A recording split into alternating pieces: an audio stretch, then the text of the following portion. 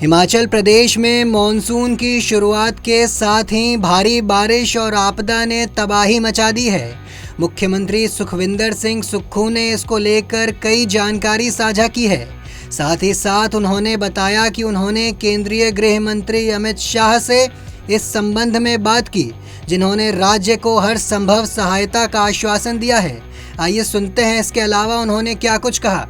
आज अभी मैं डिप्टी चीफ मिनिस्टर साहब, टेक्निकल मिनिस्टर साहब और हमारे विधायक डिप्टी स्पीकर साहब, हम सब ने आपदा पर चर्चा की और चर्चा करने के बाद पूरी स्थिति का आकलन किया और हमने ये फैसला किया कि जो रिलीफ कैंप्स में हमारे लोग रह रहे हैं, जहाँ हमने रिलीफ शेल्टर बनाए हैं, उन परिवारों को अगर गांव में किराए का मकान मिलता है तो उन्हें 5,000 रुपया किराया हिमाचल प्रदेश की सरकार पर मंथ उपलब्ध करवाएगी।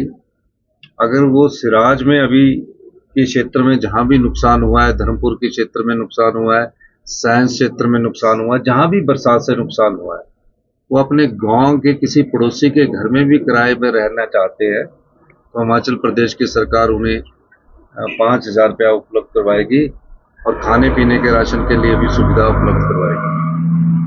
अभी तक बरसात में, जो अब से बरसात शुरू हुई है, तकरीबन 69 जो लोग हैं वो अपनी जान गंवा चुके हैं। 37 के करीब लोग हमारे मिसिंग है। 110 लोग जो अभी घायल हुए हैं और तकरीबन 700 करोड़ रुपए का नुकसान हो चुका है।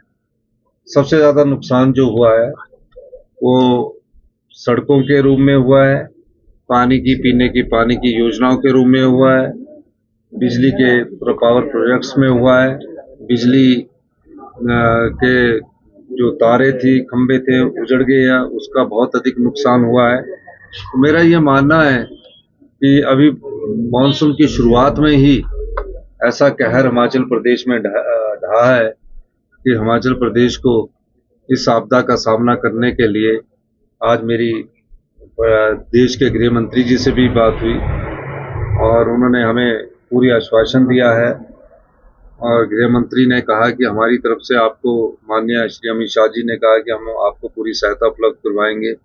वो आज केंद्रीय टीम भी नुकसान का जायजा लेने के लिए आ रही है।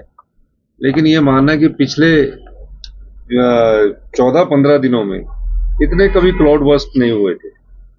तकरीबन यहाँ अभी 14 जगह हमारा क्लाउड बर्स्ट हुए हैं और 14 क्लाउड बर्स्ट होने के बाद अभी तक ये हम अध्ययन कर रहे हैं कि इतने ज्यादा क्लाउड बर्स्ट क्यों हो रहे, कैसे हो रहे। ये बात मैंने माननीय गृह मंत्री जी के ध्यान में भी लाई।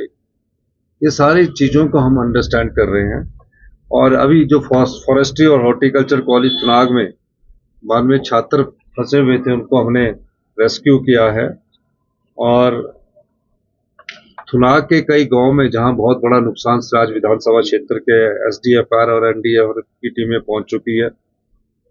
300 के करीब सड़कें अवरुद्ध है। 790 के करीब हमारी जलपूर्ति योजनाओं को नुकसान पहुंचा है। 332 बिजली के ट्रांसफार्मरों को भी क्षति पहुंची है। देश दुनिया की तमाम खबरों के लिए देखते रहें punjabkesari.com। साथ ही कमेंट सेक्शन में अपनी राय जरूर दें।